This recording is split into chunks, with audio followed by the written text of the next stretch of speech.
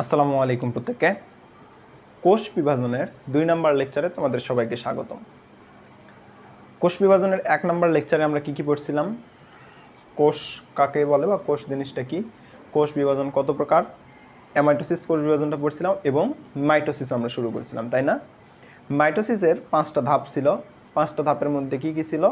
Prophase, prometaphase, metaphase, anaphase, telophase. ঠিক আছে? এর মধ্যে আমরা প্রোফেজ এবং প্রোমেটাফেজ গত লেকচারে পড়ে ফেলেছি।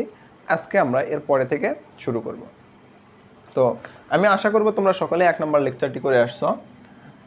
দেখো, আজকে আমাদের শুরু হবে মেটাফেজ থেকে। কোনটা থেকে? আচ্ছা, মেটাফেজ।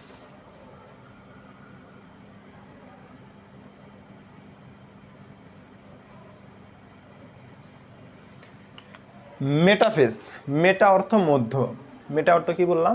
মধ্য, ফেজ মানে পর্যায়। তাহলে মেটাফেজকে বলা হয় মধ্য পর্যায়। ঠিক আছে? তো দেখো, মেটাফেজের বেশ কিছু বৈশিষ্ট্য আছে। এই বৈশিষ্ট্যগুলো আমাদেরকে খুব ভালোভাবে মনে রাখতে হবে। পরীক্ষায় আসলে এই বৈশিষ্ট্যগুলোকে আমাকে লিখতে হবে। প্রথমে যদি আমি তোমাদেরকে একটু ফিগার ড্র করে দেখাই।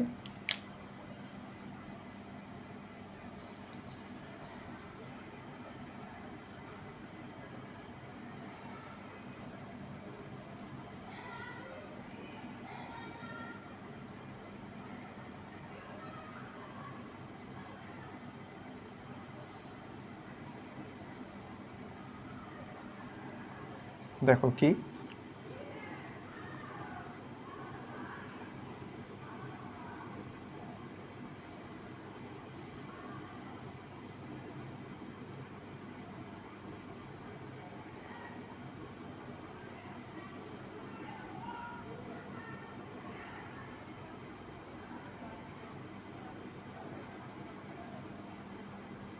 এটাই মূলত মেটাফেজ পর্যায়ের ফিগারটা আসে। হ্যাঁ, এখানে দেখো আর কি কি হয় সেই জিনিসগুলো একটু দেখে দেই। যদি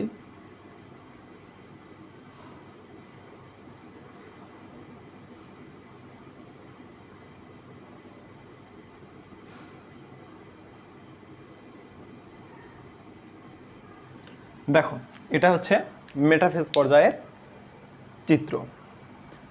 এই ধাপের বেশ কিছু বৈশিষ্ট্য আছে। তার মধ্যে সর্বপ্রথম বৈশিষ্ট্য যেটা হচ্ছে, ক্রোমোজোমগুলা বিষুবীয় অঞ্চলে অবস্থান করে। কি বললাম? ক্রোমোজোমগুলা বিষুবীয় অঞ্চলে অবস্থান করে। লিখে যদি দেই,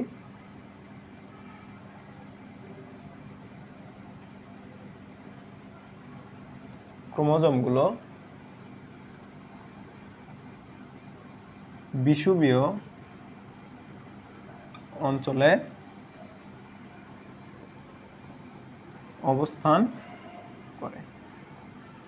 এখন তোমাদের মনে প্রশ্ন, বিষুবীয় অঞ্চলটা কি, তাই না? দেখো, একটি কোষের ২ মেরুর মধ্যবর্তী অঞ্চলকে কি বলা হয়? বিষুবীয় অঞ্চল। যদি বিষুবীয় অঞ্চলের একটু সংজ্ঞাটা লিখে দেই আগে, তারপরে বুঝে দিচ্ছি যে এই বিষুবীয় অঞ্চলটা কি। এখানে একটু লিখে দেই যদি,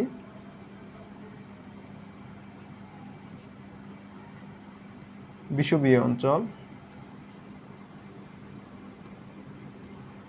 কোষের ২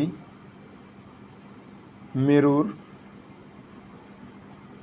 মধ্যবর্তী অঞ্চলকে বিষুবীয় অঞ্চল বলে।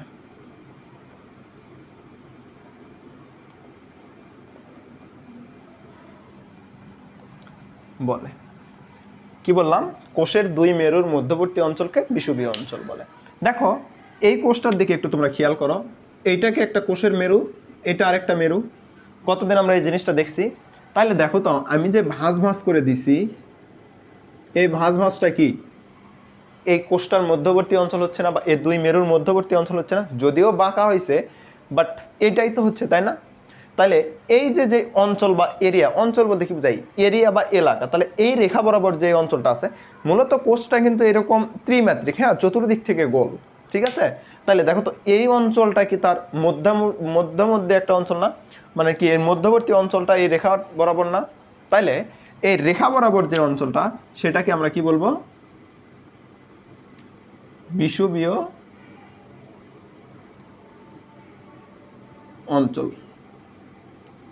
কি বললাম, এই যে এই রেখা বরাবর অর্থাৎ দুই মেরুর মধ্যবর্তী যে অঞ্চলটা সেই অঞ্চলকে বলে বিষুবীয় অঞ্চল। চিত্রতে একটু তোমরা খেয়াল করো, দেখো এই যে ক্রোমোজোমগুলো কি করছে, এই মানে মধ্যবর্তী এই অঞ্চলে অবস্থান করতেছে না। আর যেহেতু মধ্যবর্তী অঞ্চলকে আমরা বিষুবীয় অঞ্চল বলতেছি, তাহলে ক্রোমোজোমগুলো এই ধাপের মানে এই ধাপে এসে কোথায় অবস্থান নেই, ক্রোমোজোমগুলো এই ধাপে কোষের বিষুবীয় অঞ্চলে অবস্থান করে। খুবই ইম্পর্টেন্ট এমসিকিউ, মাঝে মাঝেই তোমরা এমসিকিউ দেখবা যে বিষুবীয় অঞ্চলে কোষ মানে সেন্ট্রোমিয়ারগুলো বা ক্রোমোজোমগুলো অবস্থান করে কোন ধাপে, উত্তর কি মেটাফেজ। ঠিক আছে, এরপরে আরো কিছু বৈশিষ্ট্য আছে, দেখো বৈশিষ্ট্যগুলো কি। এর মধ্যে আরেকটা বৈশিষ্ট্য যদি বলি, 2 নাম্বারটা, প্রোফেজে আমরা দেখছিলাম ক্রোমোজোমগুলো খাটো ও মোটা হয়। কি বলছিলাম, খাটো ও মোটা হয়, মানে প্রোফেজে খাটো এবং মোটা হওয়া শুরু করে, কিন্তু ওখানে আমরা খাটো এবং মোটা দেখতে পাই। কিন্তু এই ধাপে ক্রোমোজোমগুলা কি হয়, ক্রোমোজোমগুলো সবচেয়ে খাটো এবং মোটা দেখায় বা হয়। তাহলে কথাটা কিরকম হইল না, প্রোফেজেও খাটো মোটা হয়, মেটাফেজেও খাটো মোটা হয়। হ্যাঁ, মনে রাখবা মেটাফেজে সবচেয়ে খাটো এবং মোটা দেখায় মেটাফেজ ধাপে, কিন্তু খাটো ও মোটা হওয়া শুরু করে প্রোফেজ ধাপে। তাহলে এমসিকিউ যদি তোমাদের আসে কোন ধাপে ক্রোমোজোমগুলো সবচেয়ে খাটো এবং মোটা হয়, যদি মেটাফেজ থাকে উত্তর হবে মেটাফেজ, যদি মেটাফেজ না থাকে সেই ক্ষেত্রে তোমরা প্রোফেজ দিতে পারো, বাট খাটো এবং মোটা বললে মেটাফেজই দেওয়া থাকবে তোমাদের। ঠিক আছে, আচ্ছা ঠিক আছে। দেখো তো এই ধাপে যখন আসছে সেন্ট্রোমিয়ারগুলো কি বিষুবীয় অঞ্চলে অবস্থান করতেছে, কিন্তু ক্রোমোজোমগুলো কি, ক্রোমোজোম বলতেছি ক্রোমাটিডগুলো কি মেরুর দিকে অবস্থান করতেছে না। দেখো এই ক্রোমাটিডটা কি এই মেরুর দিকে, এই ক্রোমাটিডটা কি এই মেরুর দিকে হয়ে আসে না। যদি আমি কালি দিয়ে দেখাই, এই দুইটা তো ক্রোমাটিড, এটা তো সবাই জানি তাই না। তাহলে এই ক্রোমাটিড কি এক মেরুর দিকে, এই দুইটা ক্রোমাটিড আরেক মেরুর দিকে অবস্থান করতেছে। তাহলে আমরা বলতেই পারি যে এই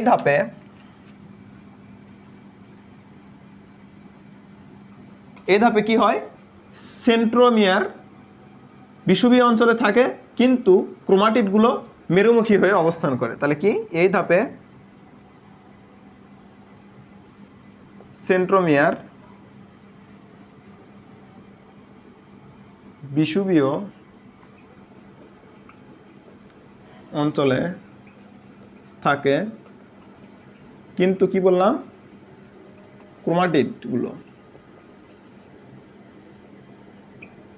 ক্রোমাটিডগুলো কি করে, এখানে লেখা দেখা যাচ্ছে নাকি জানি না, আমি এখানে ক্রোমাটিড লিখছি। হ্যাঁ, ক্রোমাটিডগুলো কি করে, ক্রোমাটিডগুলো মেরুমুখী হয়ে অবস্থান করে। তাহলে কি বললাম, এই ধাপে সেন্ট্রোমিয়ার বিষুবীয় অঞ্চলে থাকে কিন্তু ক্রোমাটিডগুলো কি করে মেরুমুখী হয়ে অবস্থান করে, এটা কিন্তু। ঠিক আছে, আচ্ছা এরপরে দেখো মেরুমুখী হয়ে অবস্থান করলো, কিন্তু এই ধাপের শেষের দিকে আরেকটা জিনিস দেখা যায় কি, এই ধাপের শেষের দিকে দেখা যায় আমরা প্রোমেটাফেজ ধাপে দেখছিলাম নিউক্লিওলাস ও নিউক্লিওলার এনভলভের বিলুপ্তি ঘটে, বাট প্রোমেটাফেজে সম্পূর্ণ বিলুপ্তি হয় না। তাহলে সম্পূর্ণ বিলুপ্তি হয় কোন ধাপে, সম্পূর্ণ বিলুপ্তি হয় মেটাফেজ ধাপে। তাহলে কি নিউক্লিওলাস ও নিউক্লিয়ার এনভেলপ বা এনভলভ সম্পূর্ণরূপে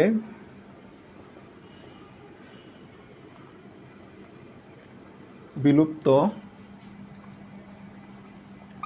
হয়ে যায় বা সম্পূর্ণরূপে বিলুপ্ত হয়। এই ধাপে তাহলে যত দেখো সব কিছুর সমাপ্তি হচ্ছে এই ধাপে। কীরকম সমাপ্তি, ক্রোমোজোমগুলো খাটো হওয়া শুরু করতেছে প্রোফেজে, বাট সর্বোচ্চ খাটো এবং মোটা হচ্ছে মেটাফেজ ধাপে। নিউক্লিওলার এনভলভ বা নিউক্লিওলাস বা নিউক্লিয়ার এনভলভ এই দুইটাই কি হচ্ছে বিলুপ্ত হওয়া শুরু করতেছে প্রোমেটাফেজ ধাপে, কিন্তু সম্পূর্ণ বিলুপ্ত হচ্ছে মেটাফেজ ধাপে। ঠিক আছে, তাহলে দেখো কি কি বললাম, ক্রোমোজোমগুলো বিষুবীয় অঞ্চলে অবস্থান করে এবং ক্রোমোজোমগুলো এগুলো কি সবচেয়ে খাটো এবং মোটা দেখায় এই ধাপে। এই ধাপে কি হয়, বিষুবীয় অঞ্চলে সেন্ট্রোমিয়ার থাকে, কিন্তু ক্রোমাটিডগুলো কি করে, দুই মেরুর দিকে অবস্থান করে বা মেরুমুখী হয়ে অবস্থান করে। আরেকটা কি, নিউক্লিওলাস ও নিউক্লিয়ার এনভেলপের কি হয়, সম্পূর্ণরূপে বিলুপ্তি ঘটে। এখানে এই 4টা পয়েন্ট বলছি, আশা করি এই 4টা পয়েন্ট তোমরা তুলে নিছো। দেখো তারপরে আমি মুছে দিয়ে বাকি পয়েন্টগুলো বলবো।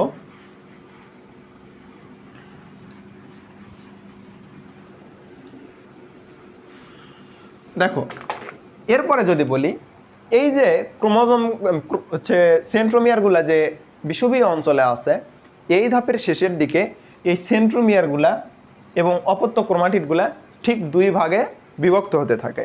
তাহলে কি বললাম, 5 নাম্বার, এই ধাপের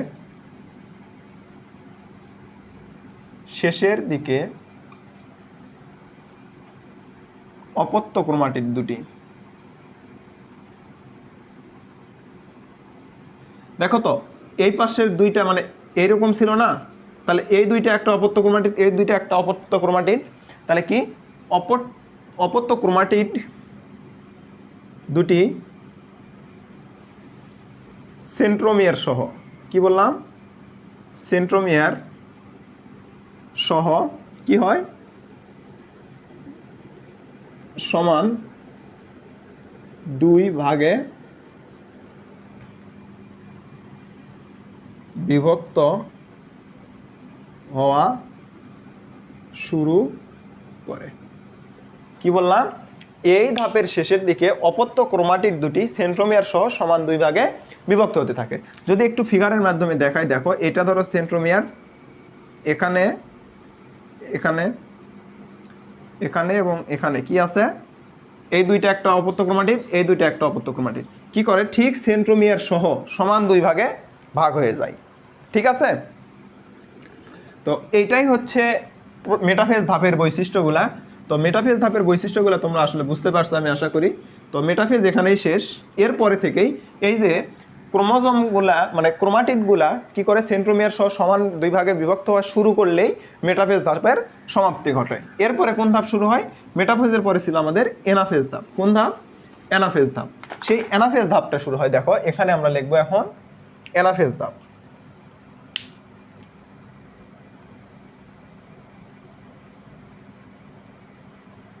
এনাফেজ, হ্যাঁ, এনাফেজের ফিগারটা যদি তোমাদেরকে দেখাই, দেখো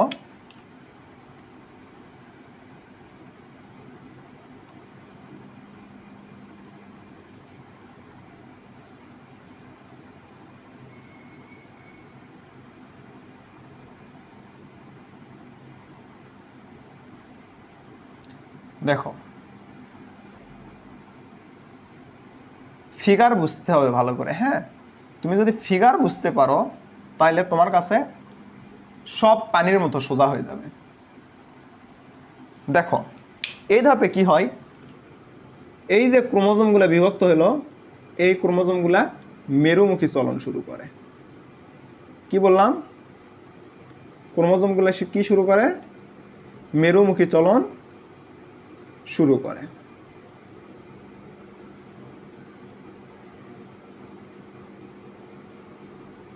দেখো তাহলে এই ধাপের প্রথম যে কথাটা সেটা কি, যদি এগুলো একটু তোমাদেরকে মিশে দিয়ে দিয়ে দেখাই তাহলে বেশি সুবিধা হয়। দেখো তাহলে প্রথম যে কথাটা বললাম সেটাই লিখি, যে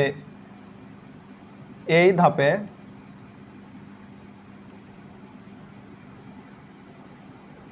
ক্রোমোজোম গুলো মেরুমুখী চলন শুরু করে। এটা গেল 1 নম্বর বৈশিষ্ট্য। 1 নম্বর বৈশিষ্ট্য কি বললাম, দেখো বিষুবীয় অঞ্চল কোনটা ছিল, আমি যদি একটু বিষুবীয় অঞ্চলটা তোমাদেরকে দেখাই, এটা ছিল বিষুবীয় অঞ্চল, তাই না? দেখো তো বিষুবীয় অঞ্চলগুলো কি এখন মানে এই যে ক্রোমাটিডগুলো কি এখন বিষুবীয় অঞ্চলে আছে? নাই। তাহলে যেহেতু বিষুবীয় অঞ্চলে নাই, মেরুর দিকে চলে যাচ্ছে, তাহলে আমরা বলতেই পারি কি এই ধাপে ক্রোমোজোমগুলা মেরুমুখী চলন শুরু করে। আচ্ছা, তারপরে বলতে পারি কি মেরুমুখী চলন শুরু করছে, বাট দেখো তো একটা অপত্য করে ক্রোমাটিড আছে না, তাহলে মেটাফেজে কি হয়েছিল, অপত্য ক্রোমাটিড দুইটি সমান দুই ভাগে ভাগ হওয়া শুরু করছিল সেন্ট্রোমিয়ার সহ। তাহলে এই ধাপে কি হবে,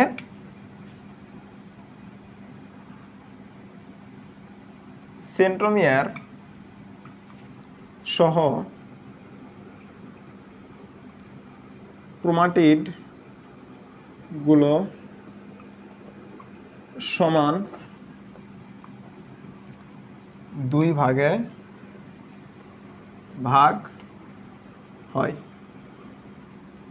তাহলে কি সমান দুই ভাগে বিভাজিত হয় বা ভাগ হয়, যে কোনোটাই তোমরা লিখতে পারো। তাহলে দুইটা পয়েন্ট গেল। আবার একটা পয়েন্ট দেখো, চিত্র বুঝতে হবে। আবারও বলতেছি চিত্র বুঝতে হবে। দেখো এই ধাপে যে ক্রোমাটিডগুলো মেরুমুখী চলন শুরু করছে সেই সময় আগে কি আছে, সেন্ট্রোমিয়ার না হচ্ছে অপত্য ক্রোমাটিডগুলো বলো তো। এইটা সেন্ট্রোমিয়ার, তাহলে দেখো এইটা হচ্ছে সেন্ট্রোমিয়ার আর এই দুইটা হচ্ছে অপত্য ক্রোমাটিড। তাহলে আগে কি আছে, সেন্ট্রোমিয়ার। তাহলে এটা আমরা বলতেই পারি না যে হচ্ছে মেরুমুখী চলনের সময় সেন্ট্রোমিয়ারগুলো অগ্রগামী এবং ক্রোমাটিডগুলো অপত্য ক্রোমাটিডগুলো অনুগামী থাকে। অগ্রগামী মানে আগে, অনুগামী মানে পিছে। তাহলে এখানে দেখো তো সেন্ট্রোমিয়ারটা আগে আছে, ক্রোমাটিড অপত্য ক্রোমাটিডগুলো কি পিছে আছে। তাহলে বলতেই পারি এই ধাপে ক্রোমাটিডগুলোর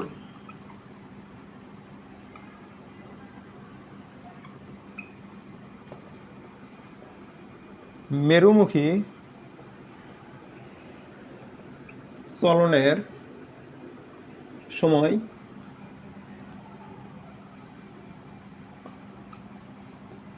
সেন্ট্রোমিয়ারগুলো অগ্রগামী থাকে। তাহলে অগ্রগামী এবং সেন্ট্রোমিয়ার অগ্রগামী, আর কি ক্রোমাটিডগুলো কি থাকে, অপত্য ক্রোমাটিডগুলো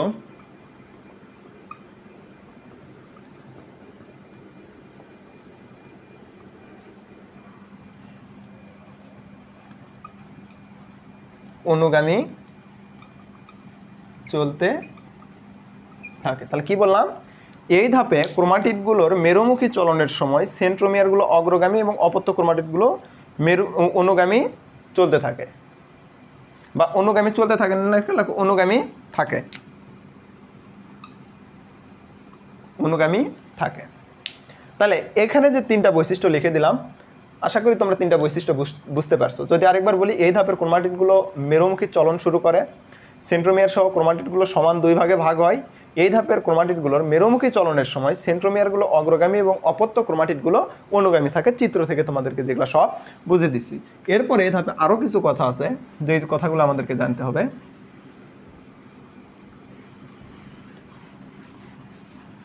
দেখো এই যে ক্রোমাটিডগুলো মেরুমুখী চলন শুরু করলো, এই মেরুমুখী চলনের সময় ক্রোমাটিডগুলো বিভিন্ন আকার আকৃতির দেখায়। তাহলে সেই কথাটা একটু লিখি, যে 4 নাম্বার, মেরুমুখী চলনের সময়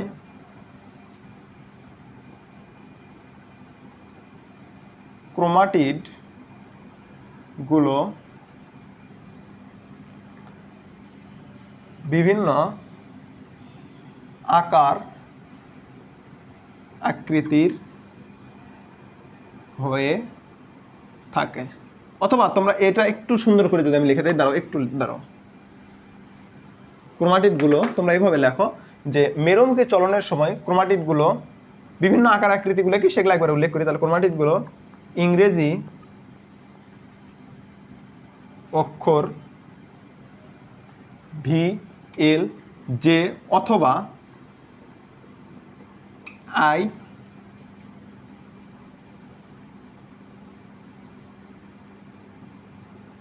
আকৃতির দেখায়। তাহলে কি বললাম, মেরুমুখী চলনের সময় ক্রোমাটিডগুলো ইংরেজি অক্ষর ভি এল জে অথবা আই আকৃতির দেখায়।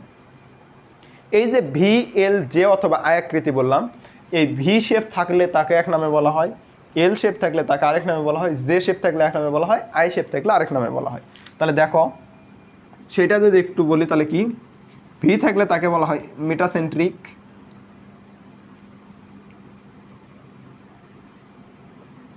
এল থাকলে বলা হয় সাবমেটাসেন্ট্রিক,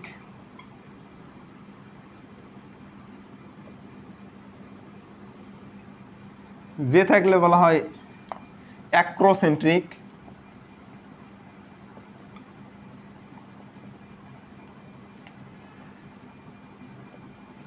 আর আই আকারে থাকলে বলা হয় টেলোসেন্ট্রিক।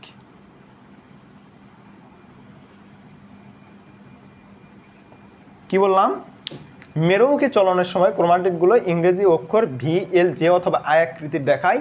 এই চারটা শেপে থাকার সময় এদেরকে বিভিন্ন নামে ডাকা হয়। এমসিকিউ খুবই আসে এই জিনিস কয়টা, খুবই বলতে খুবই আসে এই জিনিস চারটার নাম তোমাদেরকে মুখস্থ রাখতেই হবে, যে কি, ভিতে মেটাসেন্ট্রিক, এলতে সাবমেটাসেন্ট্রিক, জেতে অ্যাক্রোসেন্ট্রিক, আইতে টেলোসেন্ট্রিক। এই নামটা মনে রাখতে হবে। তো দেখো এটা একটা পয়েন্ট গেল, এটা যদি আমি মুছে দেই,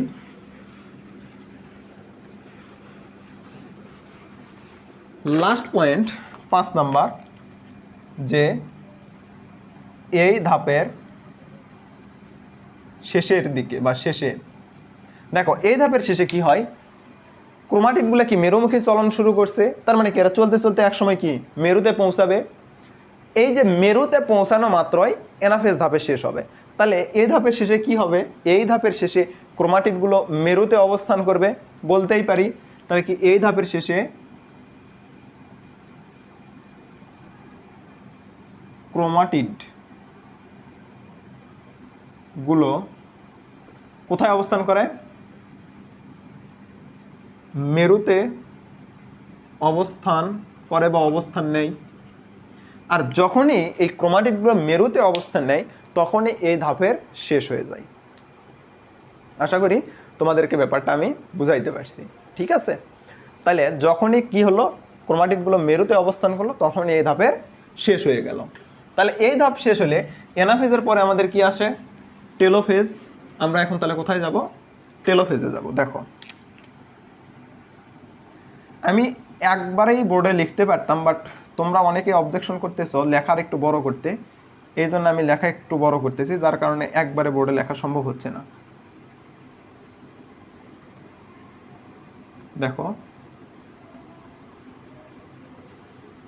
টেলোফেজ ধাপের আগে আমি ফিগারটা দাগাই।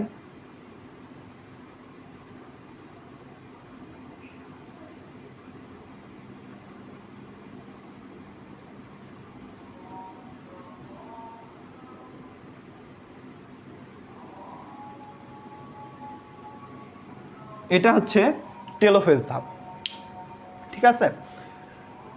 মনে রাখবে এখানে আমি একটু টেলোফেজ যদি লিখে দেই,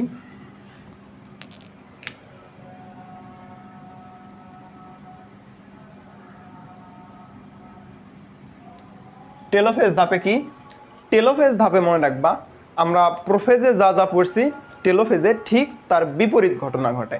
কি বললাম, প্রোফেজে যেটা যেটা পড়ছি টেলোফেজে তার বিপরীত ঘটনা ঘটে। তাহলে প্রোফেজে কি পড়ছিলাম, এই ধাপে ক্রোমোজোমগুলো খাটো ও মোটা দেখায়। যদি প্রোফেজে খাটো ও মোটা দেখায় তাহলে টেলোফেজে কি হবে, টেলোফেজে ক্রোমোজোমগুলো সরু ও কি হবে, লম্বা হবে। মোটার বিপরীত কি, সরু, আর খাটোর বিপরীত কি, লম্বা। তাহলে প্রথমেই যদি বলে নেই এটা কি, প্রোফেজের বিপরীত। কি, প্রোফেজের বিপরীত, ঠিক আছে। তাহলে প্রোফেজের বিপরীত যেহেতু, তাহলে এখানে কি কি হবে, দেখো ক্রোমোজোমগুলো কি হবে,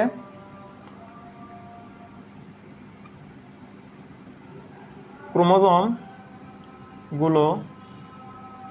সরু ও লম্বা হবে বা হয়, লেখো সরু ও লম্বা হয়।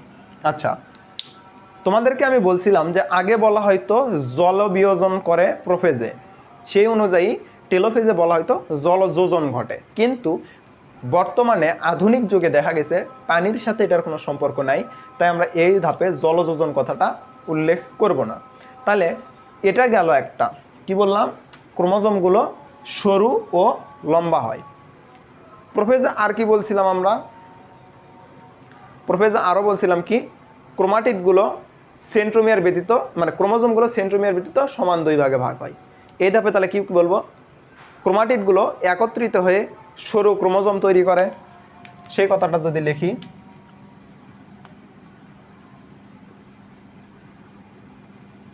ক্রোমোজোমগুলো একত্রিত হয়ে সরু, ক্রোমোজোম না, ক্রোমাটিডগুলো, হ্যাঁ, ক্রোমাটিড আর ক্রোমোজোম কি এটা তোমাদেরকে আশা করি আমি বুঝাইতে পারছি। ক্রোমাটিডগুলো একত্রিত হয়ে সরু ক্রোমোজোম গঠন করে। এরপরে দেখো নিউক্লিয়ার রেটিকুলাম। এই ধাপে এই যে ধরো যে তোমার ক্রোমাটিড তন্তুগুলো একত্রিত হয়ে ক্রোমোজোম তৈরি করলো, সরু ও লম্বা হলো, বিভিন্ন জালিকাগুলো হলো, এই ক্ষুদ্র ক্ষুদ্র জালিকাগুলো একত্রিত হয়ে নিউক্লিয়ার রেটিকুলাম গঠন করে। এখন নিউক্লিয়ার রেটিকুলাম কথাটা তোমাদের কাছে নতুন।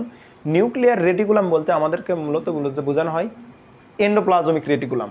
কি বললাম? Endoplasmic reticulum. আর এই এন্ডোপ্লাজমিক রেটিকুলাম সম্পর্কে ডিটেইলসে আমরা দ্বিতীয় অধ্যায়ে পড়ছি। আশা করি তোমরা সকলেই সেই জিনিসটা পড়ে আসছো, তাই আমি ওটা নিয়ে আর কথা বাড়াবো না। তাহলে সেই কথাগুলো যদি লিখি যে যদি এখন আমি লিখি যে ক্ষুদ্র ক্ষুদ্র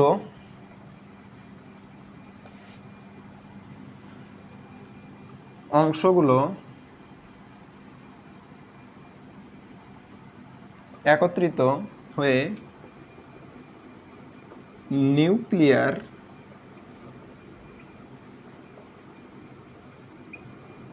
রেটিকুলাম, হ্যাঁ, নিউক্লিয়ার রেটিকুলাম গঠন করে। দেখো নিউক্লিয়ার রেটিকুলামের গঠন হলো, এই ধাপে কি হয় দেখো তো, এই ধাপে কি হচ্ছে একটু ভালো করে চিন্তা করো। এগুলার নাম আমাদের কি ছিল? স্পিন্ডল তন্তু ছিল না? তাহলে এই ধাপে কি স্পিন্ডল তন্তুগুলো বিলুপ্ত হয়ে যাচ্ছে। কিন্তু দেখো তো নিউক্লিয়ার মেমব্রেন এবং নিউক্লিওলাস কি আবার নতুন করে দেখা যাচ্ছে, মানে নতুনভাবে তৈরি হয়েছে মনে হচ্ছে না? হ্যাঁ, নিউক্লিয়ার মেমব্রেন এবং নিউক্লিয়ার মেমব্রেন এবং নিউক্লিওলাসের পুনরাবির্ভাব ঘটে, মানে সম্পূর্ণ আবার তৈরি হয়। কিন্তু কি হয়, স্পিন্ডল তন্তুগুলা বিলুপ্ত হয়ে যায়। তাহলে এটাও একটা পয়েন্ট যে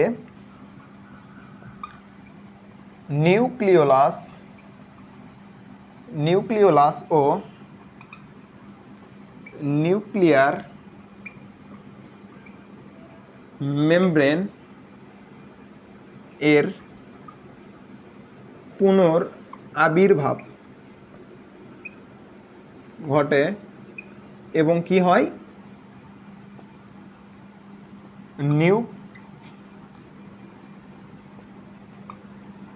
স্পিন্ডল তন্তুর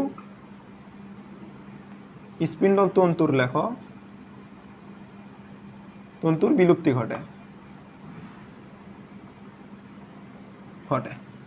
তাহলে স্পিন্ডল তন্তুর যদি বিলুপ্তি ঘটে, ধরো স্পিন্ডল তন্তুগুলো এখানে নাই, যদি না থাকে তাহলে কি নতুন নিউক্লিয়াসের সৃষ্টি হইল না? অবশ্যই নতুন নিউক্লিয়াসের সৃষ্টি হবে। এবং এই যে নতুন নিউক্লিয়াসটা সৃষ্টি হলো, এটা কি একটা কোষ থেকে নতুন দুইটা নিউক্লিয়াস সৃষ্টি হলো না? তাহলে যেটা থেকে সৃষ্টি হয় সেটাকে আমরা বলি কি মাতৃ নিউক্লিয়াস বলবো। এবং যে দুইটা সৃষ্টি হলে দুইটা কি ডটার নিউক্লিয়াস বা কি অপত্য নিউক্লিয়াস ঘটে। এবং তাহলে এরপরে আমরা লিখতে পারি এবং অপত্য নিউক্লিয়াস বা দুইটি অপত্য নিউক্লিয়াসের সৃষ্টি হয়, লেখো সাজায়, এবং দুটি অপত্য নিউক্লিয়াসের সৃষ্টি হয়। আমি একটু দেখি যে লেখাটা দেখা যাচ্ছে কিনা। হ্যাঁ, লেখা দেখা যাচ্ছে। দুইটি অপত্য নিউক্লিয়াসের সৃষ্টি হয়। তো এই যে নিউক্লিয়াসের সৃষ্টি হইলো, আমাদের ক্যারিওকাইনেসিসের ধাপ ছিল এই পাঁচটা: prophase, prometaphase, metaphase, anaphase, telophase. এবং ক্যারিওকাইনেসিসটা কি ছিল? নিউক্লিয়াসের বিভাজন। যেহেতু এখানে নিউক্লিয়াস বিভাজিত হয়ে দুইটি অপত্য নিউক্লিয়াসের সৃষ্টি করছে, তার মানে কি এই বিভাজনটা কি আর চলতে থাকবে? থাকবে না। তার মানে এখান থেকেই কি হবে, ক্যারিওকাইনেসিস শেষ হবে, মানে টেলোফেজের এখান থেকেই শেষ। তাইলে টেলোফেজ এখান থেকেই শেষ হলো। এরপরে কি হয়, নিউক্লিয়াস তো বিভাজিত হইলো, শুধু নিউক্লিয়াস বিভাজিত হলেই কি দুইটা কোষ তৈরি হবে? হবে না, কারণ কোষের মধ্যে কি কি থাকে বলছিলাম, বা মাইটোসিসে কি কি থাকে, ক্যারিওকাইনোসিস আর সাইটোকাইনোসিস। তাহলে এখানে আমাদের ক্যারিওকাইনোসিসটা সম্পূর্ণ হলো, কিন্তু সাইটোকাইনোসিস কিন্তু এখনো সম্পূর্ণ হয়নি। দেখো সাইটোকাইনোসিসটা কীভাবে সম্পূর্ণ হয়, দেখো আমি এই চিত্র দিয়ে যদি বুঝাই, আমরা কি নতুন নিউক্লিয়াস পাইছি না? নতুন নিউক্লিয়াস তো পাইছি। নতুন নিউক্লিয়াস পাওয়ার পরে এখন দেখো কি হবে, নিউক্লিয়াসগুলো তৈরি হওয়ার পরে এই যে নিউক্লিয়ার যে মেমব্রেনগুলো আছে, এই মেমব্রেনগুলা ঠিক মাঝ বরাবর বিষুবীয় অঞ্চল বরাবর, তোমরা তো বিষুবীয় অঞ্চল চিনো, এখন বিষুবীয় অঞ্চল বললেও সমস্যা নেই। তখন কি করবে, এন্ডোপ্লাজমিক রেটিকুলামের বিভিন্ন অংশ একত্রিত হয়ে এই যে সাইটোপ্লাজমের বা কোষের বিষুবীয় অঞ্চল বরাবর ভাঁজ হয়ে বা খাঁজ হয়ে ভিতরের দিকে ঢুকতে থাকবে। তাই হচ্ছে না? দেখো তো, এই যে এন্ডোপ্লাজমিক রেটিকুলামটা তৈরি হলো, এই এন্ডোপ্লাজমিক রেটিকুলামের বিভিন্ন অংশ কোষের বিষুবীয় অঞ্চল হয়, কোষের মধ্যবর্তী অঞ্চলকে বিষুবীয় অঞ্চল বলে। এই বিষুবীয় অঞ্চল বরাবর কি হবে, এসে একত্রিত হয়ে এই যে কোষের বিষুবীয় অঞ্চল বরাবর ভিতরের দিকে খাঁজের সৃষ্টি করবে, এবং এই খাঁজটা ধীরে ধীরে বড় হইতে হইতে হইতে হইতে হইতে হইতে একটা সময় গিয়ে কি করবে, এই যে এই পুরাটাকে এরকম আলাদা করে দিবে। বুঝাইতে পারছি? তাহলে এই যে যখন আলাদা হলো তখন দেখো তো কি দুইটা নতুন হচ্ছে নিউক্লিয়াসের সৃষ্টি, নিউক্লিয়াসের পাশাপাশি দুইটা নতুন কোষের সৃষ্টি হলো না? সৃষ্টি হলো। আর এই যে যেভাবে যে বিভাজনটা হইলো সাইটোপ্লাজমের, একেই বলা হয় সাইটোকাইনেসিস। তাহলে আমি যদি একটু লিখে দিই সাইটোকাইনেসিস কিভাবে হয়, এখানে আমরা এখন পড়তেছি সাইটোকাইনেসিস কি, সাইটোকাইনেসিস। সাইটোকাইনেসিসটা কি দেখো, সাইটোপ্লাজমের বিভাজনকে সাইটোকাইনেসিস বলা হয়। এটা কখন সংঘটিত হয়, যদি আমি একটু এটা তোমাদেরকে বর্ণনা আকারে লিখে দিচ্ছি, যে ক্যারিওকাইনেসিসের যে কথাগুলো বললাম সেগুলো আমি লিখে দিচ্ছি, হ্যাঁ। শেষে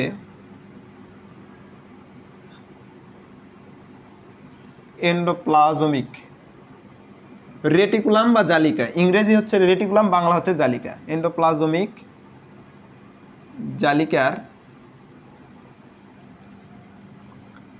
ক্ষুদ্র ক্ষুদ্র অংশ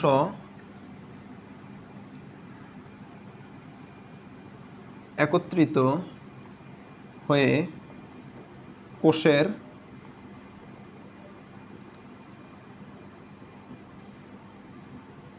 বিষুবীয় অঞ্চলে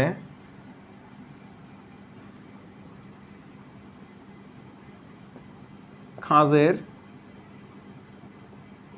সৃষ্টি করে, এবং এক সময় এই খাঁজ দুটি একত্রিত হয়ে, দেখো তো এই খাঁজ দুইটি একত্রিত হয়ে কি করবে, সাইটোপ্লাজমকে আলাদা করে দিচ্ছে না, বা দুইটি অপত্য সাইটোপ্লাজমের সৃষ্টি করতেছে। তাহলে কি একত্রিত হয়ে সাইটোপ্লাজম সহ নিউক্লিয়াসগুলোকে কি আলাদা করতেছে না, নিউক্লিয়াস গুলোকে আলাদা করে, নিউক্লিয়াসগুলোকে আলাদা করে কি করলো, দুইটি অপত্য কোষের সৃষ্টি করলো, আলাদা করে দুইটি অপত্য কোষ সৃষ্টি করে,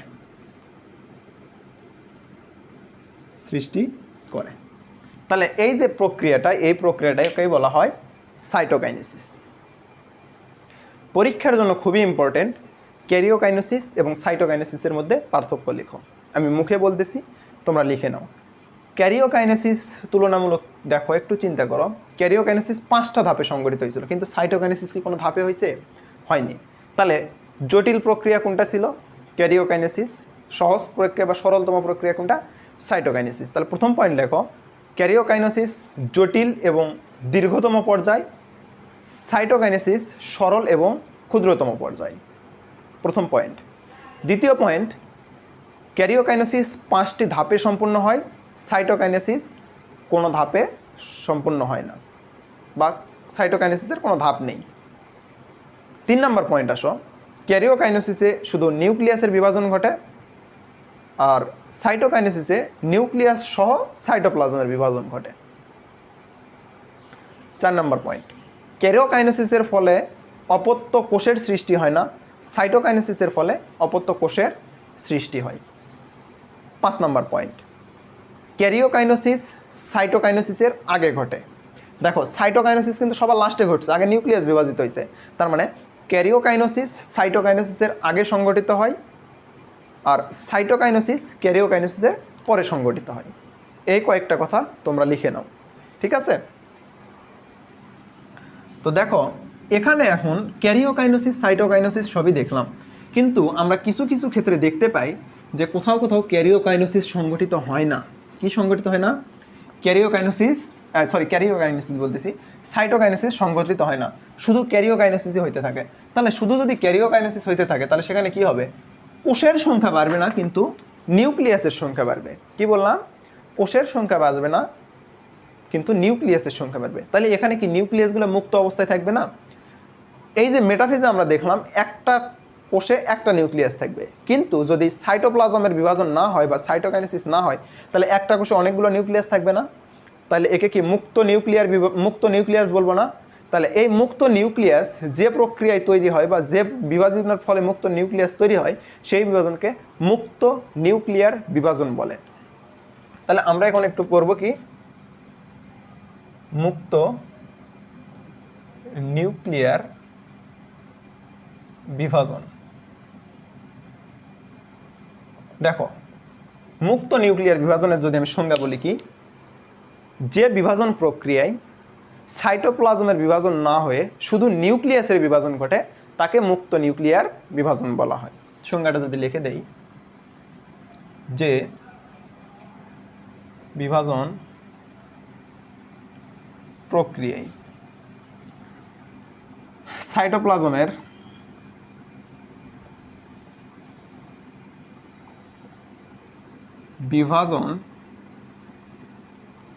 বিভাজন না হয়ে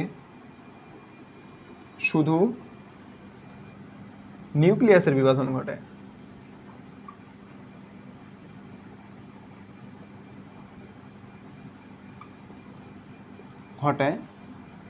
তাকে মুক্ত নিউক্লিয়ার বিভাজন বলে।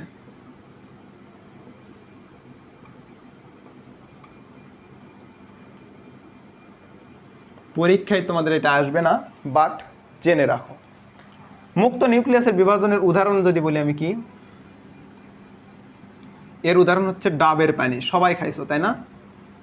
এই যে ডাবের পানিটা হচ্ছে মুক্ত নিউক্লিয়ার বিভাজনের উদাহরণ।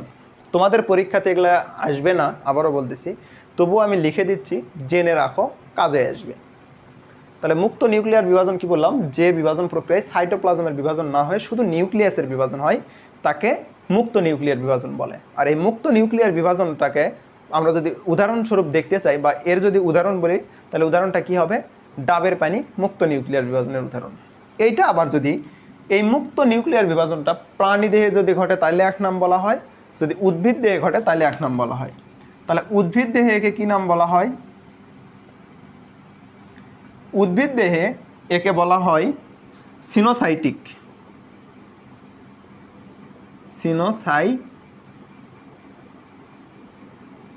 উদ্ভিদ দেহে একে বলা হয় সিনোসাইটিক। আর প্রাণী দেহে বললাম, কি বললাম? প্রাণী দেহে একে বলা হয় প্লাজমোডিয়াম।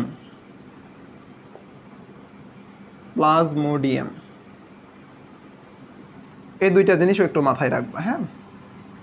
নোটে লিখে রাখো, জানলে ক্ষতি নাই। যদি পড়তে না পারো এই টপিকটা স্কিপ করতে পারো, বাট লিখে দিলাম, কাজে আসতে পারে।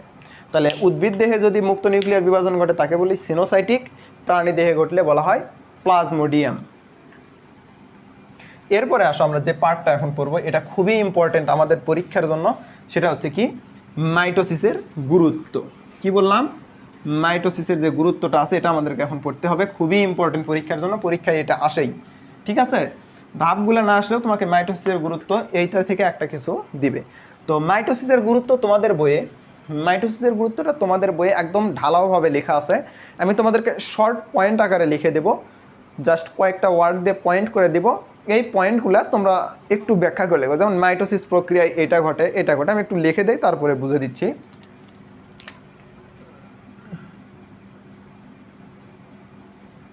মাইটোসিসের গুরুত্ব, হ্যাঁ, মাইটোসিসের গুরুত্ব দেখো, আমি যদি বলি মাইটোসিস প্রক্রিয়ায় বংশবৃদ্ধি ঘটে, তাহলে 1 নম্বর কি বললাম, বংশবৃদ্ধি। তাহলে তোমরা এটা লিখবা কি, মাইটোসিসের গুরুত্ব কি, মাইটোসিস প্রক্রিয়ায় জীব বংশবৃদ্ধি করে। এইভাবে লিখবা, কথাটা সাজায় লিখবা। মাইটোসিস, আমি বলেই দিচ্ছি, তোমরা চাইলে ভিডিও পজ করে করে লিখতে পারো। মাইটোসিস প্রক্রিয়ায় উদ্ভিদের না, মাইটোসিস প্রক্রিয়ায় জীবের বংশবৃদ্ধি ঘটে। 2 নাম্বার যদি বলি, 2 নাম্বার কি, জননাঙ্গ সৃষ্টি,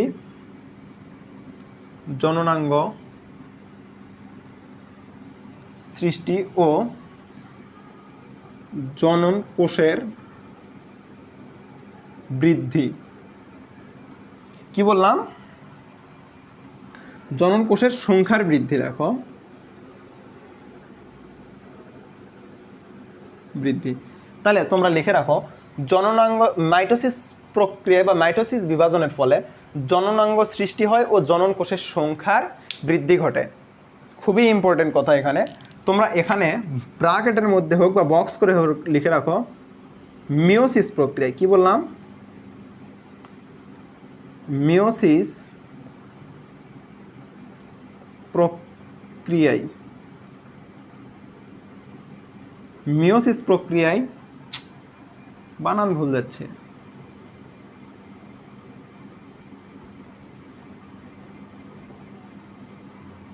মিওসিস প্রক্রিয়ায় কি হয়, জনন কোষ সৃষ্টি হয়।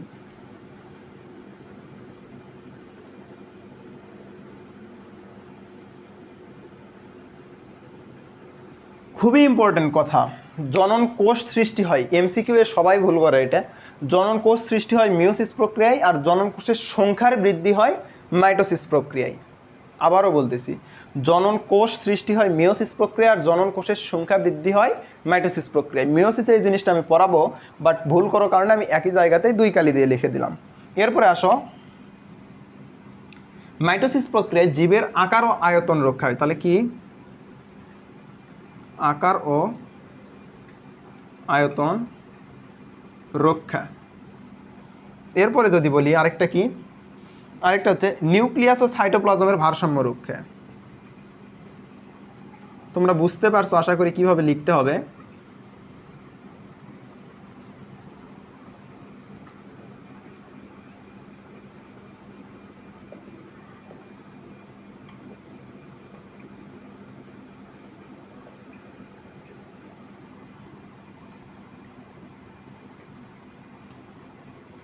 লাস্টে একটু পরেগুলো লিখেই দিলাম পরেটা, হ্যাঁ। নিউক্লিয়াস ও সাইটোপ্লাজমের ভারসাম্য রক্ষা করে। এরপরে কি, ক্রোমোজোমের সংখ্যার সমতা রক্ষা করে।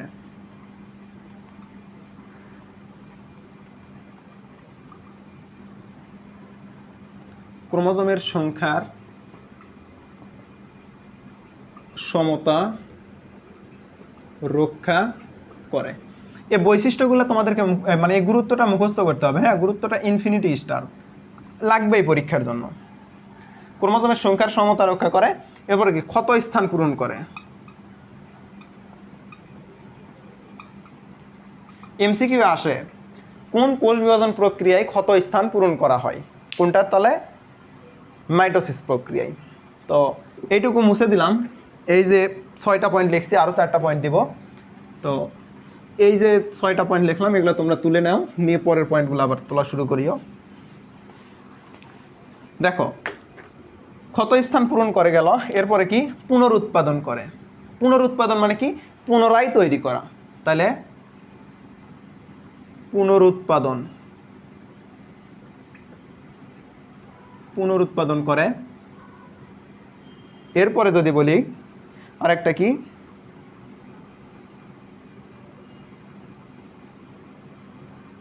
আচ্ছা তোমরা আর যে দুইটা আছে এই দুইটা আমি তোমাদেরকে না দেই, কারণ এই দুইটা তোমাদের উপরের লেভেলের। তোমরা এই যে এই পর্যন্ত জানো, এই পুনরুৎপাদন করে পর্যন্ত জানো, তাইলেই হবে। মানে ও মিশে দিছে, এটা একটু লিখে দেই।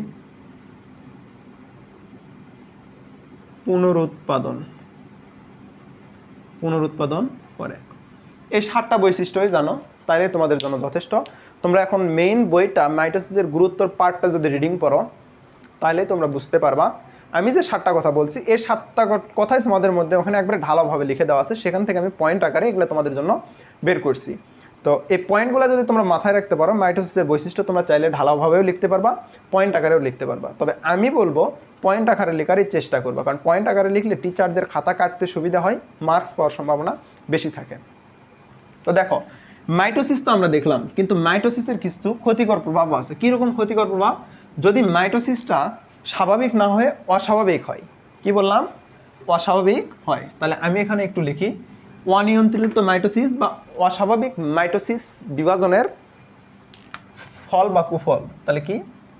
অনিয়ন্ত্রিত বা অস্বাভাবিক একই কথা। অনিয়ন্ত্রিত মাইটোসিসের কুফল। দেখো, অনিয়ন্ত্রিত মাইটোসিসের ফলে কি কি হয়? তোমরা সবাই টিউমার এবং ক্যান্সার এই দুইটা রোগের কথা শুনছো, তাই না?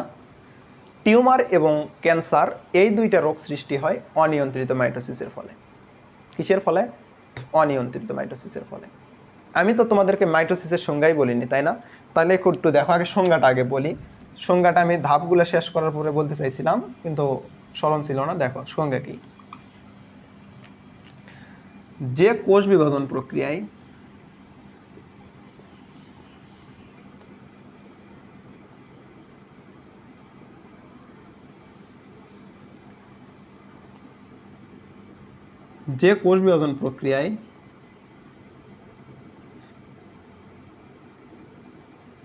একটি থেকে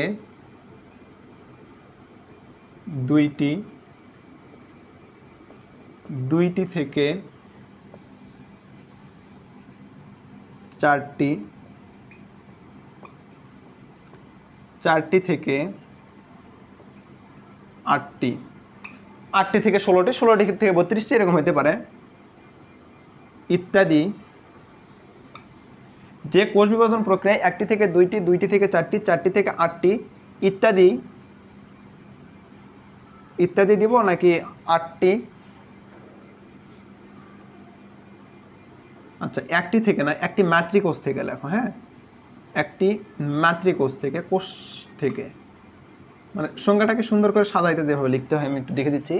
যে কোষ বিভাজন প্রক্রিয়ায় একটি মাতৃকোষ থেকে 2টি, আবার 2টি মাতৃকোষ থেকে 4টি, 4টি মাতৃকোষ থেকে 4টি মাতৃকোষ থেকে 8টি মাতৃকোষের সমগুণ, কি বললাম? সমগুণ ও সম আকৃতি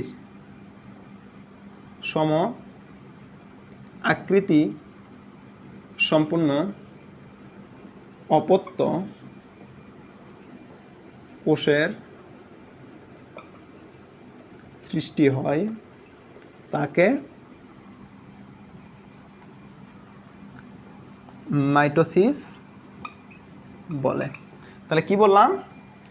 যে কোষ বিভাজন প্রক্রিয়ায় একটি মাতৃকোষ থেকে 2টি, অথবা 2টি মাতৃকোষ থেকে 4টি, অথবা 4টি মাতৃকোষ থেকে 8টি মাতৃকোষের সমগুণ সম্পূর্ণ বা সমগুণ ও সম আকৃতি সম্পূর্ণ অপত্য কোষের সৃষ্টি হয়, তাকে আমরা কি বলি? মাইটোসিস বলি। এখন কথা হচ্ছে, মাতৃকোষের সমগুণ সম্পূর্ণ কেমনে হলো সেটা একটু বুঝাই। টেলোফেজ ধাপে আমরা কি দেখলাম? নিউক্লিয়াস যে বিভক্ত হয়ে গেল, 2টা নিউক্লিয়াসে কি হলো? ক্রোমোজোম সংখ্যা, তারপরে আমি আরো ইচ এন্ড এভরিথিং যা কিছু লাগে সব কিছু কি সমান ভাগে ভাগ হইলো না? কারণ কি মাঝ বরাবর সব কিছু ভাগ হয়ে গেছে, তাহলে কি সব কিছু সমানভাবে থাকলো? তার মানে কি মাতৃকোষে যা যা ছিল অপত্য কোষেও তাই তাই আসছে। আবার সাইটোপ্লাজমও মাঝ বরাবর বিভক্ত হয়ে সমান ভাগে গেছে, তার মানে মাতৃকোষে যা যা ছিল সব কিছুই সমান হয়েছে। এরপরে কোষটা যখন ম্যাচিউর হবে তখন মাতৃকোষের সমানই হবে। তাহলে কি মাতৃকোষের সমগুণ সম্পূর্ণ এবং সমাকৃতির হইল না? এই কারণে সংজ্ঞার মধ্যে এই কথাটা বলা আছে। তোমাদেরকে আমি আরেকটা কথা বলছিলাম, মাইটোসিসকে সমীকরণিক বিভাজন বলা হয়। কি বলা হয়? সমীকরণিক বিভাজন। দেখো এখানে একটা সমীকরণ হচ্ছে না, একটি থেকে দুইটি যদি হয় তাহলে এই সমীকরণ ধরলে দুইটি থেকে চারটি হওয়ার কথা। সেখানে কি বলছে? দুইটি মাতৃকোষ থেকে চারটি অপত্যকোষী হয়। তাহলে চারটি থেকে কয়টি হওয়ার কথা? চারটি থেকে আটটি, আটটি থেকে 16টি হবে, 16টি থেকে 32 হবে। এই যে একটা সমীকরণ, এই সমীকরণ আকারে তারা বিভাজিত হয়ে নতুন অপত্যকোষ সৃষ্টি করে, যার কারণে একে সমীকরণিক বিভাজনও বলা হয়। তো এই সংজ্ঞাটা আসলে আমি লিখে দিছিলাম না, তোমরা একটু সংজ্ঞাটা লিখে রাখো। দেখো এরপরে আসি মাইটোসিসের কুফল বা অনিয়ন্ত্রিত মাইটোসিসের কুফল। অনিয়ন্ত্রিত মাইটোসিসের ফলে ক্যান্সার এবং টিউমার এই রোগগুলো হয়। মানে টিউমার হয় অনিয়ন্ত্রিত মাইটোসিসের ফলে, এবং টিউমারের আরও বড় আকারকে আমরা ক্যান্সার বলে থাকি। এখন দেখো আমাদের বইয়ে একটা ক্যান্সারের কথা উল্লেখ করা আছে, কোন ভাইরাসের কারণে হয়, মানে কোন ভাইরাসের কোন জিনের কারণে হয়, সেটা হচ্ছে হিউম্যান, মনে রাখবা এটা, হিউম্যান প্যাপিলোমা, কি বললাম? Human papilloma virus. এই ভাইরাসের E6 এবং E7 জিনের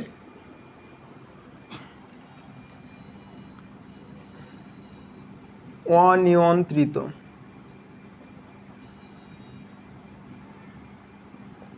মাইটোসিস বিভাজনের কারণে মেয়েদের খুবই কমন একটা রোগ হয়, সেটা হচ্ছে জরায়ুর মুখের ক্যান্সার। তাহলে কি কারণে? জরায়ুর মুখের ক্যান্সার হয়। এটা আমাদের বইয়ে বলা আছে, এই জিনিসটা মনে রাখবা। E7 E6 কিসের? হিউম্যান প্যাপিলোমা ভাইরাসের কারণে। এটা একটা মহিলা মানুষের রোগ, ছেলেদের এই রোগটা হয় না। তো এই পর্যন্তই আজকের ক্লাসটা রাখবো। মাইটোসিস ধাপটা আমাদের শেষ, খুবই ইম্পর্টেন্ট এবং তুলনামূলক এই অধ্যায়ের মধ্যে কঠিন পার্ট ছিল। তো আশা করি তোমরা সকলেই খুব মনোযোগ সহকারে ক্লাসটি করছো এবং ক্লাসে যা যা পড়েছি সবই বুঝতে পারছো। যারা বুঝতে পারোনি তারা পুনরায় ভিডিওটা আবার রিপিট করো, তাইলে বুঝতে পারবা। তারপরেও যদি বুঝতে না পারো আমাদের কমেন্টে তুমি বলতে পারো, অথবা ডিসক্রিপশন বক্সে আমাদের ফেসবুক পেজ এবং ফেসবুক গ্রুপের লিঙ্ক দেওয়া থাকবে, তুমি যে কোনোটাতে পোস্ট করতে পারো, আমি উত্তর করে দিব। তো দেখা হচ্ছে পরবর্তী ক্লাসে, সকলেই ভালো থাকো। আল্লাহ হাফেজ, আসসালামু আলাইকুম ওয়া রাহমাতুল্লাহ।